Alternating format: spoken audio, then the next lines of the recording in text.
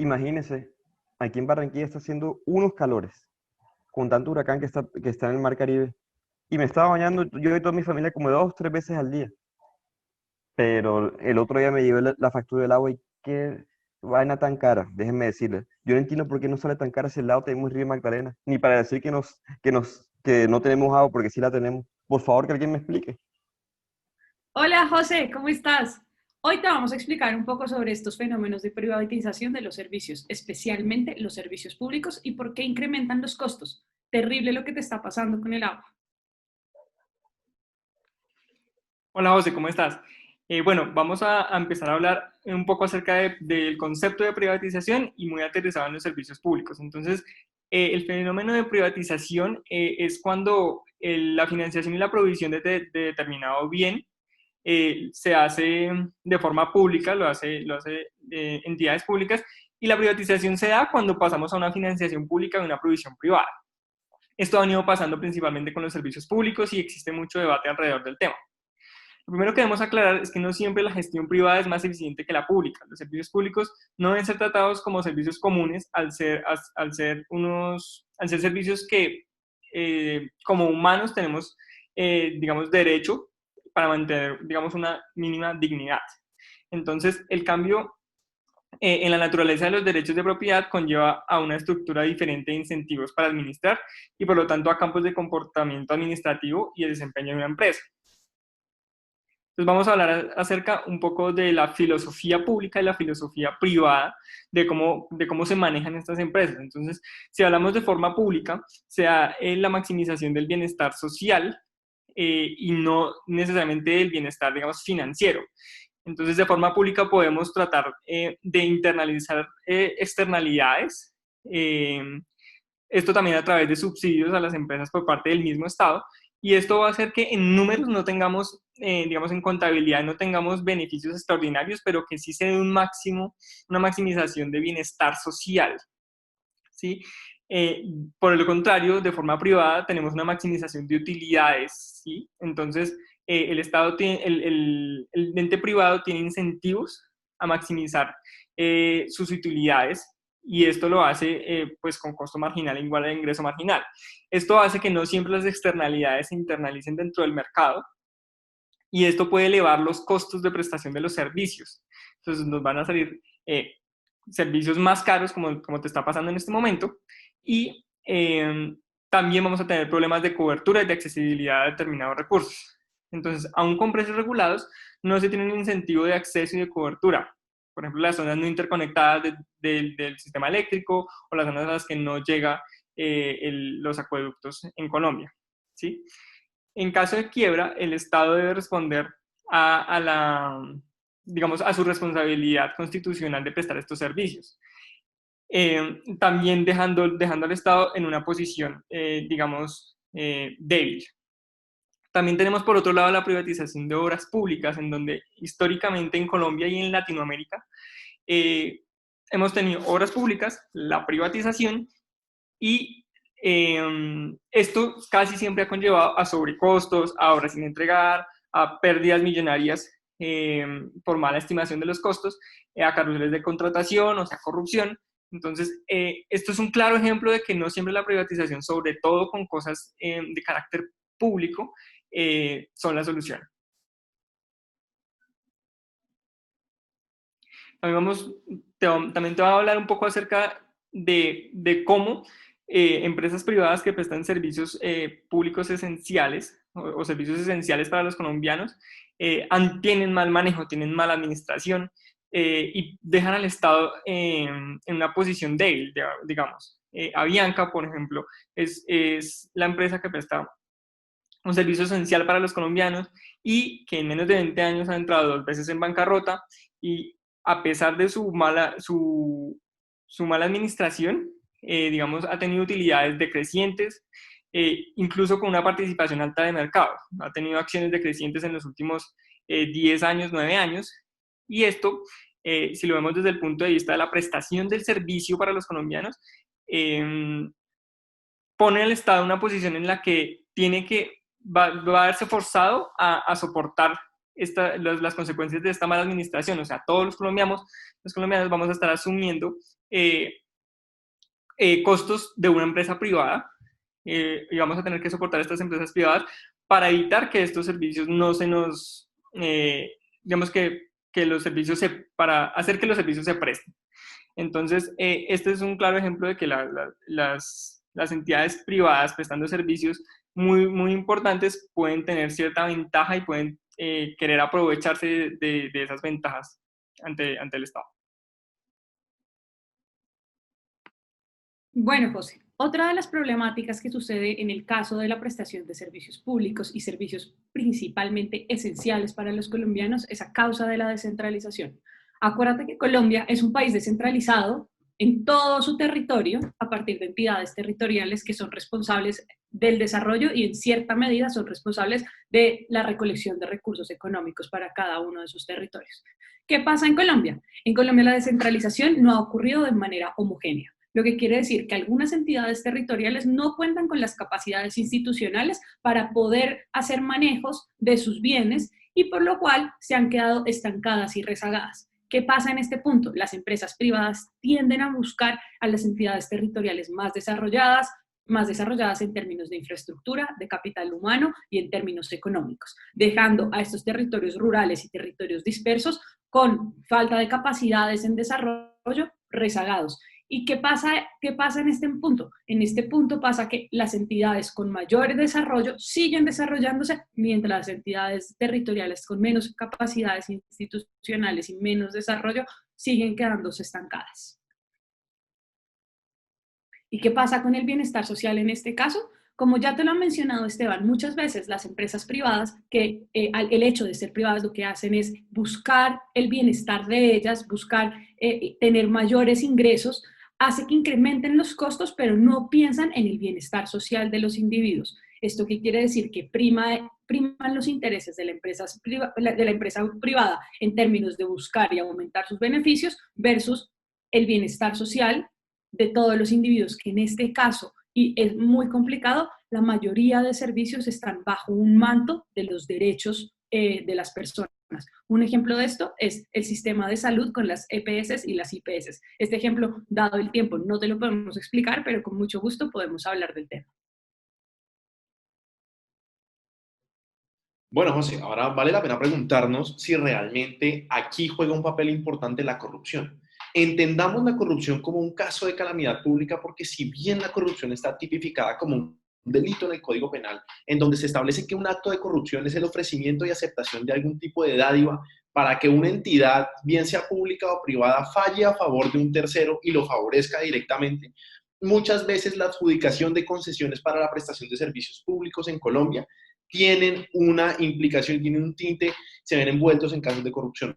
¿Por qué? Porque muchas veces la asignación de esas concesiones para la prestación de esos servicios no se da de la forma más eficiente porque muchas veces son aquellas empresas no de la mayor capacidad, no de la mayor operatividad, sino aquellas que tienen un mayor lobby político, aquellas que terminan siendo las empresas favorecidas con las concesiones.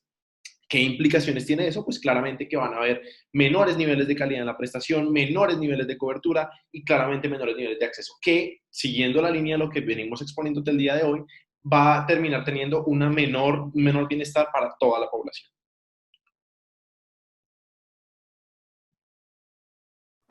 Sí, bueno, a mí, hablando de corrupción, hablando de monopolio, de la teoría, yo les voy a dar yo creo que yo más o menos me acuerdo, algo así, algo de la AAA.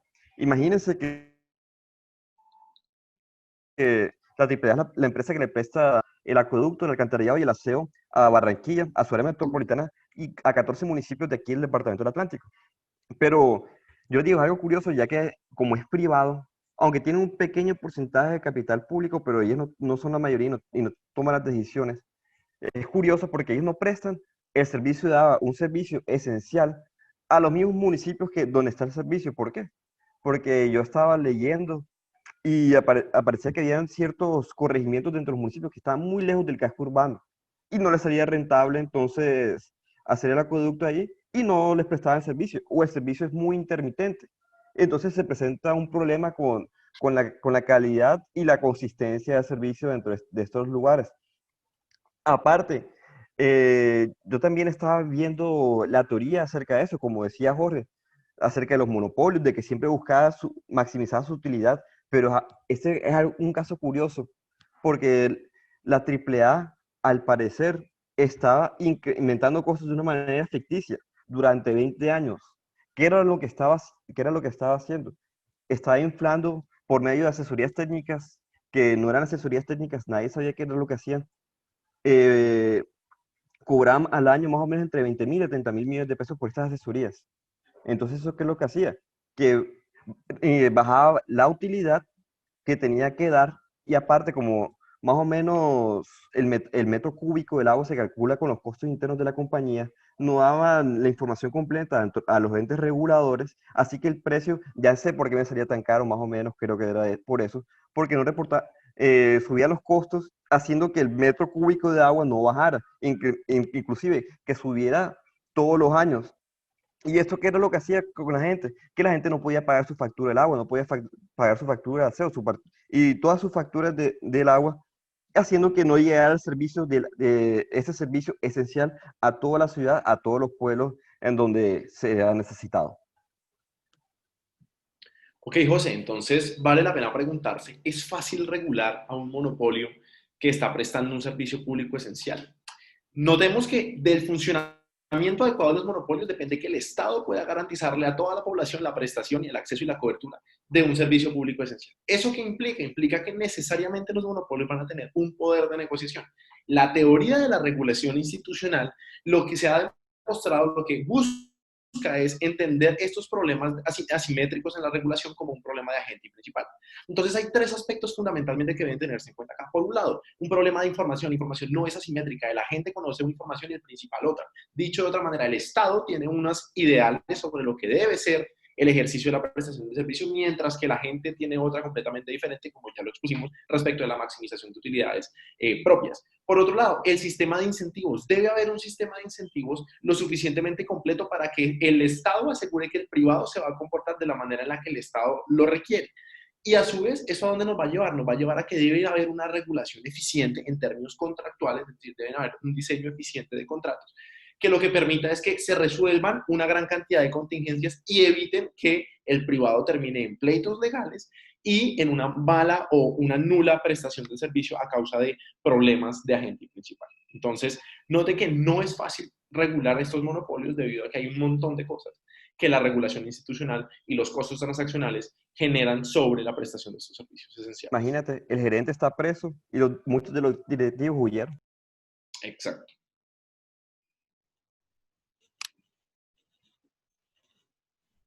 Bueno, ahora vamos a hablar un poco de lo que ya estaban mencionando antes sobre el control del monopolio y la simetría de información que hay entre las empresas privadas y el Estado. Entonces, el acceso a la información es fundamental para el Estado porque le permite tomar decisiones importantes como aumentar o reducir inversiones en estos monopolios.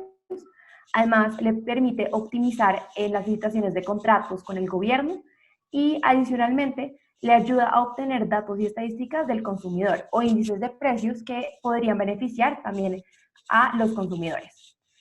Entonces, con todo esto, lo que nos damos cuenta es que si el Estado tiene acceso a la información que normalmente las compañías de servicios públicos, cuando son privadas, no pueden dar, nos permite optimizar de una manera más eficiente todos estos costos que pueden llegar a tener las compañías y adicionalmente nos permite dar una ventaja para todos estos consumidores que quieren hacer parte, quieren obtener este servicio de una manera más eficiente.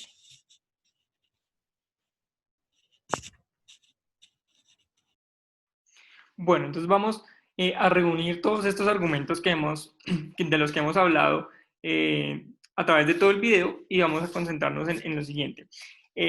La privatización puede conllevar a una fuga de capital cuando se privatiza a favor de una empresa foránea.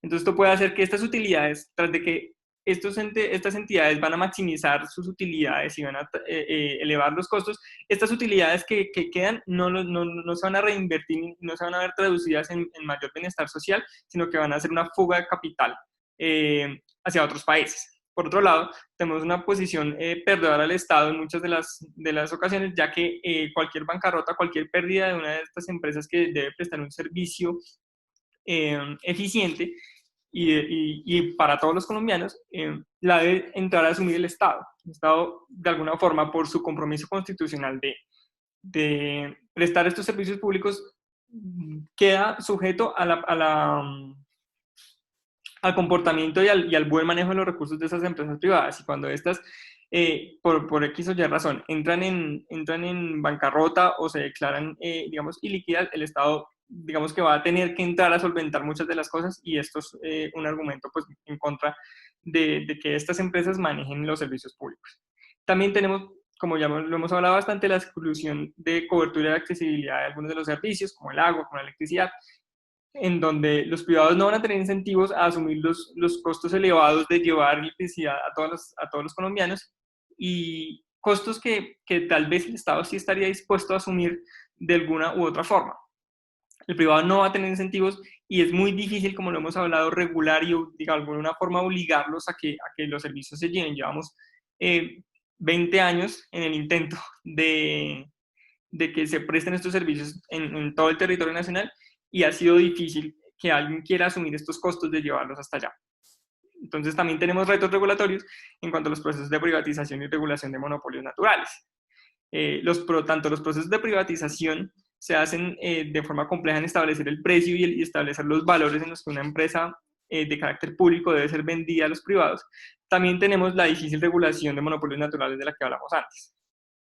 Para concluir, desde la teoría, la privatización es positiva si está acompañada de una regulación clara, aplicable y exigible, pero desde la práctica se tiene la percepción de que los procesos han favorecido a un reducido grupo de intereses privados y políticos, con aumentos considerables de tarifas, expresión de algunos de los servicios, altos costos fiscales, corrupción, y todo esto lleva a que, si bien desde la teoría se está a favor de una privatización, en la práctica no siempre es tan fácil de llevar a cabo todos sus beneficios, y por lo tanto podemos estar orientados hacia hacia tal vez una mejor operación de las entidades privadas, de las entidades públicas. Oh, gracias, Jorge. Y ahora sí entendí por qué ellos tenían porque ellos tenían radicado ese contrato de 20.000 millones de pesos anuales en Panamá, y tras que eso, las pocas utilidades se les llevaban a España. Ahora sí me quedó claro que esa plática hubiera servido más aquí en Barranquilla, ampliando la red, que allá en España y en Panamá, que uno no sabe qué es lo que hacían.